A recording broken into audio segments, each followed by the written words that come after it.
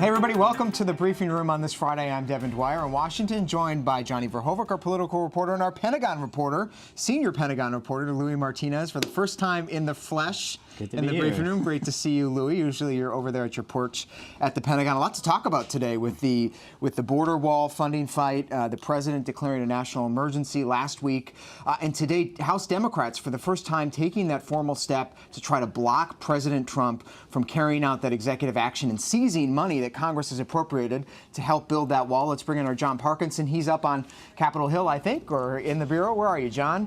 I'm at the White House in front today, of the White Devin. House. All right, on the other side of town. Bring us up to speed on what Nancy Pelosi did today and what the odds are that congressional Democrats can actually tie the president's hands.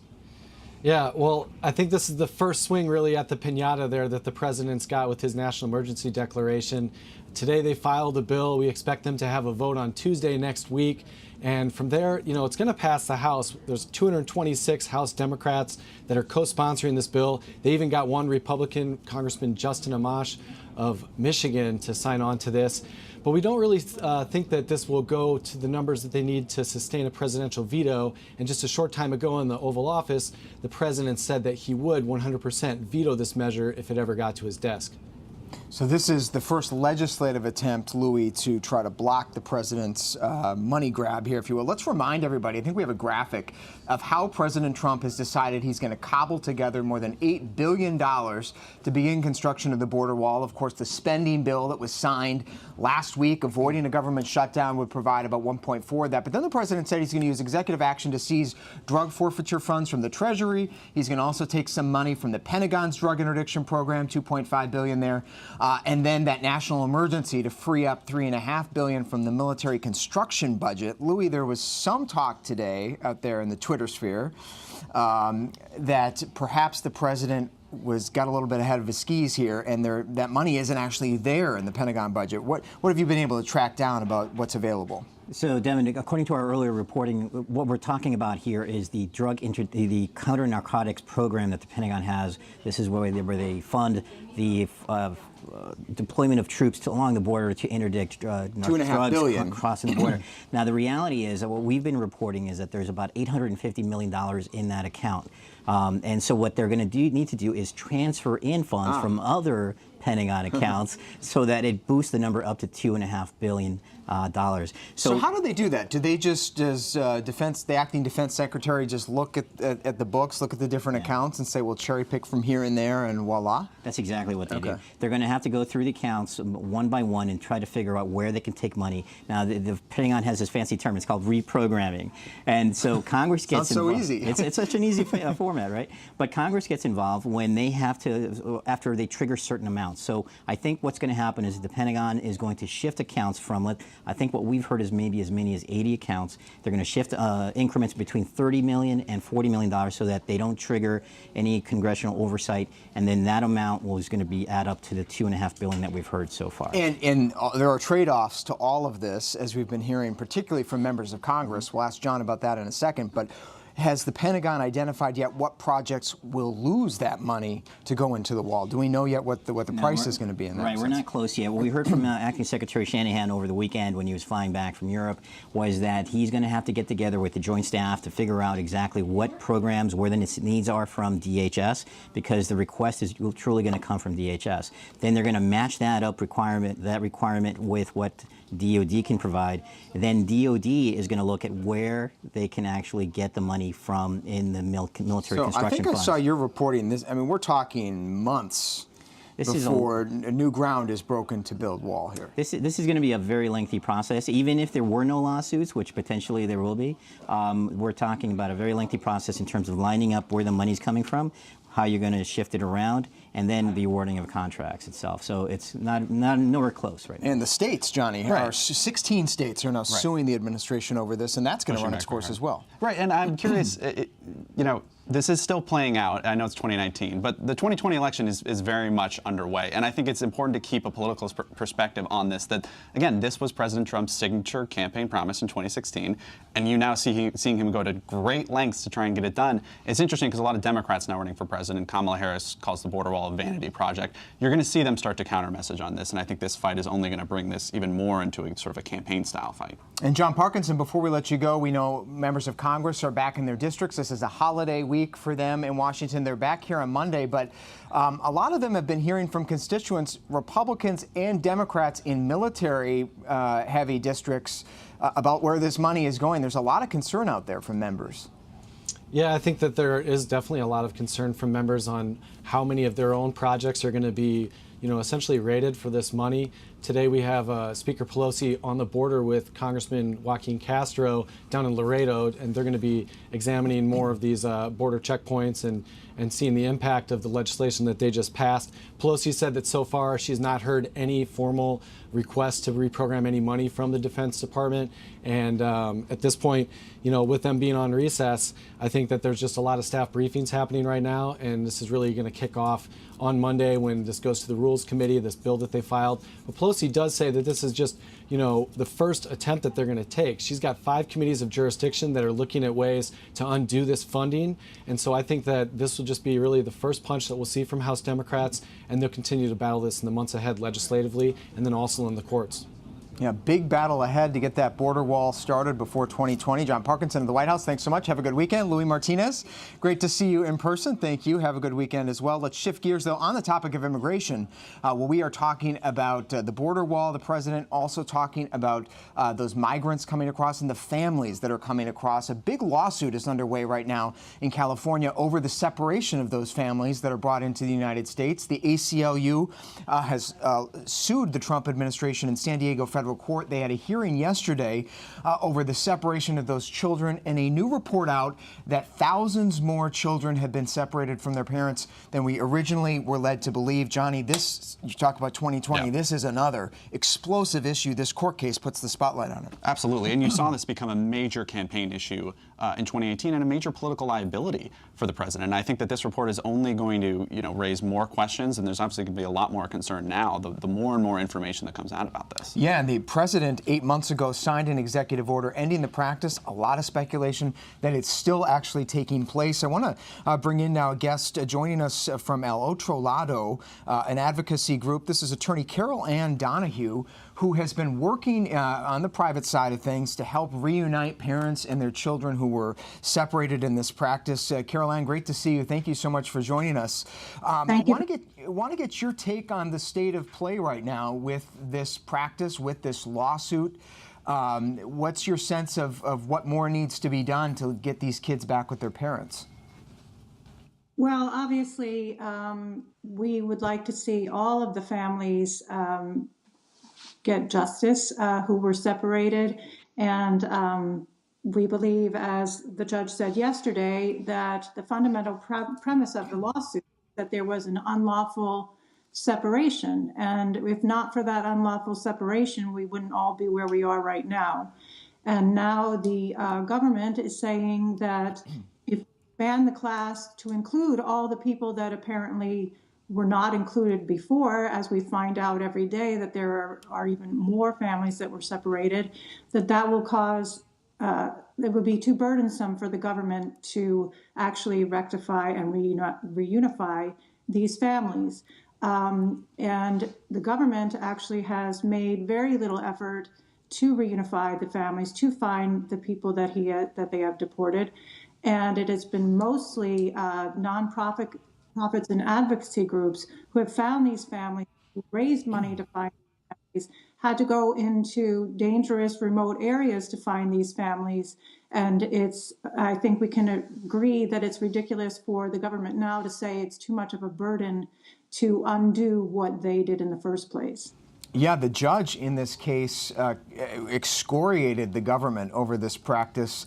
And to take a step back from what you're saying, Carol Ann, to remind people, this federal court case has actually been underway for some time. The judge ordered the government to effectively reunite all children that were taken since the zero tolerance policy began in 2017. But what you've pointed out is that there's a new study out that this began well before 2017, and there are thousands more children who were never addressed. The judge is now considering whether to include them in her order. What are you doing? What is your group doing to help reunite these families? Well, honestly, we have done a lot of work on the ground. As I said, going to remote areas of Guatemala, Honduras, El Salvador, working with Justice in Motion in those countries to locate and identify these families, to get declarations, to find out what exactly happened when they came here to the United States, how they were treated, how they were separated. It should be noted we've done FOIA requests, Freedom of Information Act requests for these families, and we've gotten back very little information on what actually happened when they were separated. There will be a response for the parent, but there's no indication that they came with the child. So it's clear that the government did not in any way take measures to ensure that these families, if they were separated, once they were separated, would then get reunited.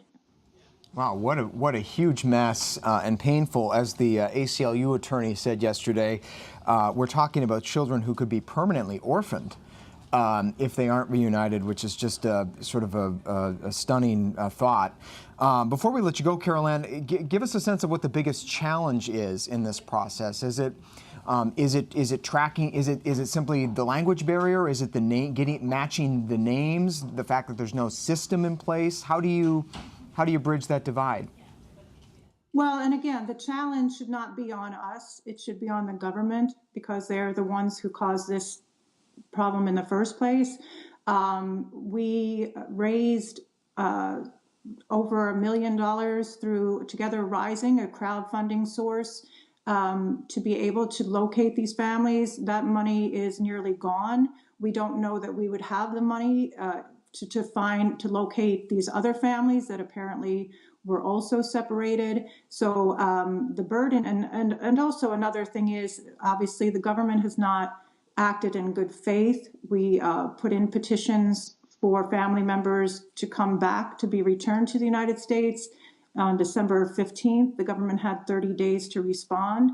And the response yesterday was basically, again, that it was burdensome and that these families should have to then add another burden to them, which is apply for humanitarian parole, find fiscal sponsors. These are people who have been identified as class members, who have petitioned to be returned, and now they've put this added burden on families who are coming from dangerous situations, rural areas. A lot of them are rare language.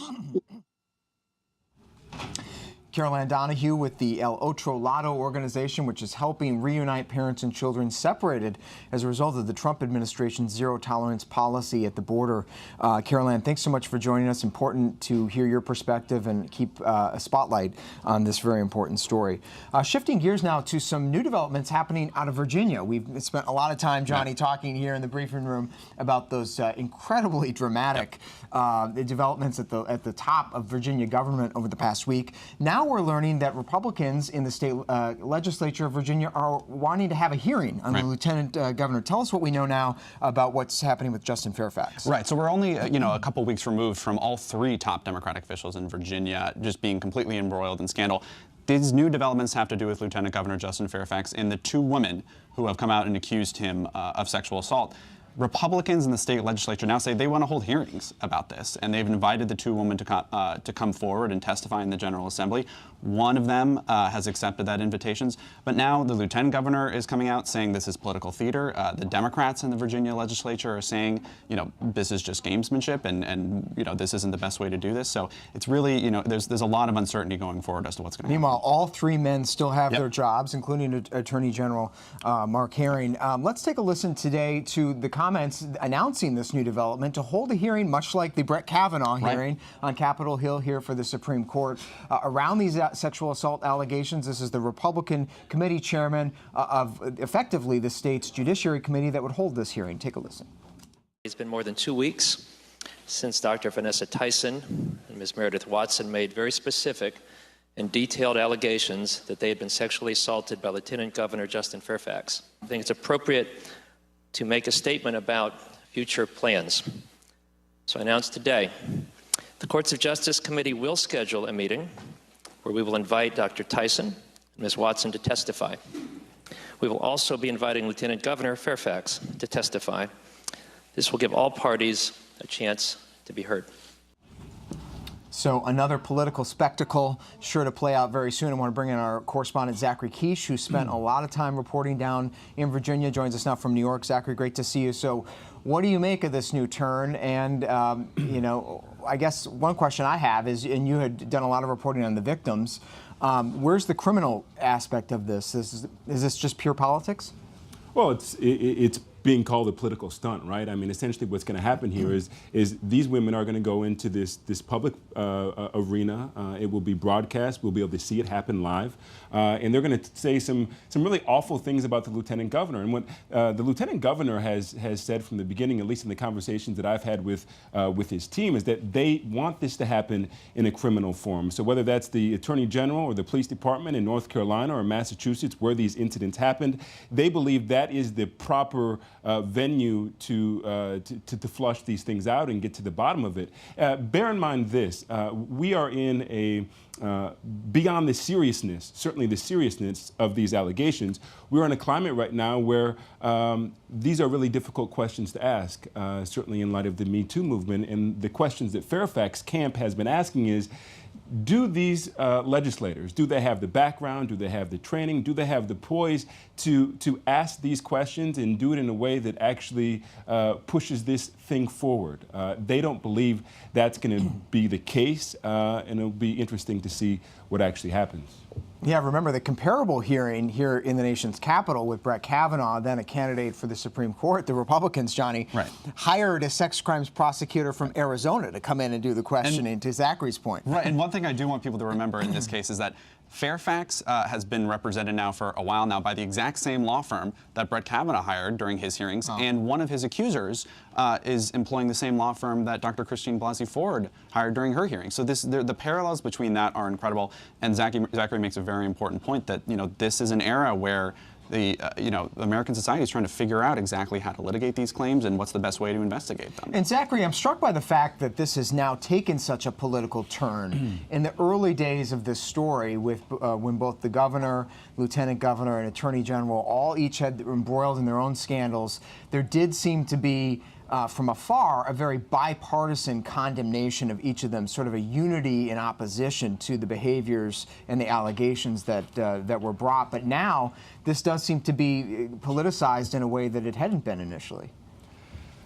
I mean, you just laid it out there. It's such a convergence of events, right? So I'm out there in Richmond talking about the idea that Fairfax could be taking over for the governor, right? Over for Northam, who was tied to these blackface photos. And just like that, these allegations started to surface. At some point, the second one came out, and essentially we got here. But to your point, the governor of Virginia has been adamant that he is staying. Even his tone suggests that he feels like he's on a bridge over troubled water. He was supposed to be out in the community this week, part of his racial reconciliation tour. That stop was canceled. As it relates to Fairfax, I mean, he has a lot of issues that he needs to address. Certainly, there was a call for his impeachment.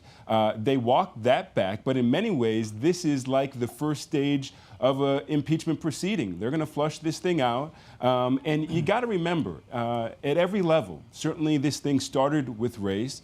And even in this moment, I think there's a lot of people wondering if the treatment of Fairfax is in any way related to race. I think a lot of people are asking that he gets due process, and it will be interesting to see if he's afforded that right, that opportunity in this platform. All right, Zachary Quiche, thanks so much, and really important thoughts. We know you'll keep on the reporting, probably be back down there in Virginia soon enough if that spectacle does unfold. Zachary, thanks. Have a great weekend. And we'll end today with a look ahead to next week. It's going to be an epic week here in Washington and across the globe in Vietnam as President Trump prepares to hold his second historic summit with the leader of North Korea, this time taking place in Hanoi, Vietnam, 8 months after the first. Johnny, we will hear in a second from Sarah Sanders and her expectations for this meeting, but let's remind everybody the momentous events that are going to take place on the same day next week. It's not just a summit here in Washington that we'll keep our eyes on. Right, absolutely. I mean, I think we all remember the just incredible spectacle that was the first meeting between Trump and Kim Jong-un. And Trump has repeatedly sort of, praised him as a leader and said that, he's someone who I have a great relationship with. So, there have obviously been developments in between, but you see that this really, I think President Trump wants this to be a legacy thing for him, and I think that this we're going to see in this next meeting exactly where the progress is on these key Infatuated issues. with the Nobel Peace Prize, Right. we understand, but also I was alluding to the hearing with Michael Cohen, the president's Right, that former too. personal attorney. I can't remember all of the things. All the things that are happening. There's too much stuff. He will be called testifying publicly on Wednesday as the president's Right. meeting with Kim Jong-un, hosted by the Democrats here in Capitol Hill. So a little bit of counter programming. But speaking of expectations, you talked about it. The president has high expectations. Sarah Sanders set the bar just a little bit lower. Let's take a listen. We're continuing to have these conversations. And as the president has said, we'll see what happens. We're taking this one step at a time. We're continuing to see positive progress. And we think that's a good thing. But we're not going to be naive in the process. We know we have a long way to go, and we're going to continue moving forward as things are going well. Sarah, what is the White All right, continue going forward as things are going well, whatever that means. Right. But we know that the president looking forward to that trip, and we are just learning here at ABC News from sources close to the Mueller investigation, something else we had been watching for next week, that delivery of Robert Mueller's report to the Justice Department is now not expected to happen while the president is out of the country. So still a few weeks out from the delivery of that big moment. We'll have full coverage of the President's Summit here on ABC News Live. Hope you join me. I'll be anchoring coverage. Will be all night long as the president, moment by moment, encounters the North Korean leader and what agreements might be on the table. We will find out. Have a terrific cast of reporters traveling to the region as well. So hope you stay with us. Johnny, great to have you here in the briefing room a couple times this week. Sure. Hope you have a great weekend. I'm Devin Dwyer in Washington. We'll see you next time.